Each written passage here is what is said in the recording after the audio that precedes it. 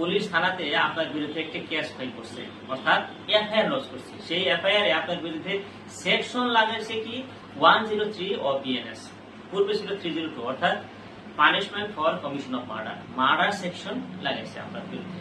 এখন আপনি কিন্তু সেই মার্ডার ক্ষেত্রে আপনি জড়িত কিভাবে ছিলেন, আপনি চেষ্টা করেছিলেন, কিন্তু আপনি অবশ্যই মার্ডারটা করেন নাই। আপনি চেষ্টা করার জন্য 103 যেটা ডিরেক্ট যেটা section, punishment for commission of murder, এই সেকশনটা আসার কথা ছিল না।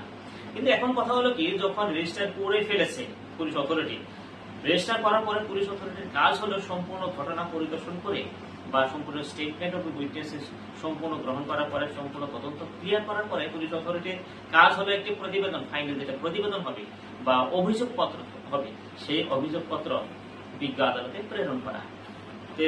সম্পূর্ণ তদন্ত করে দেখার পরে দেখা গেল কি আপনি আসলে সেই মার্ডারটা করেননি, অবশ্যই আপনি সেই ক্ষেত্রে জড়িত ছিলেন আর চেষ্টা করেছেন। চেষ্টা করার জন্য আপনার বিরুদ্ধে যে সেকশনটি হতে পারে সেটা হতে পারে 109 অফ বিএনএস, পূর্বে ছিল 307 অফ আইপিসি। সেই জন্য যখন এফআইআরটা লস করা হয়, লস করার সময় আপনার বিরুদ্ধে যে সেকশনটি লাগানো হয়েছে 103 অর্থাৎ পানিশমেন্ট ফর মার্ডার, সেই সেকশনটি পরিবর্তন হয়ে 109 অর্থাৎ অ্যাটেম্পট টু কমিট মার্ডার হয়ে যেতে পারে। আর যার শাস্তির পরিমাণও কিছু হালকা হবে, 1 থেকে 10 বছর পর্যন্ত তার শাস্তি হতে পারে।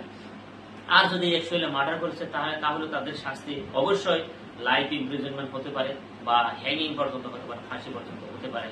সেই জন্য যখন কেসটি রুজু হয় সেই সময় যে সেকশনটা লাগানো থাকে বা রেজিস্টার করা হয়, সেই সেকশনটি ঘটনার তদন্তর পরে সেটা হালকাও হতে পারে বা গুরুতর হতে পারে। এটা ঘটনা তদন্ত করার শেষে পুলিশ অথরিটি সেটাকে অ্যাড করে।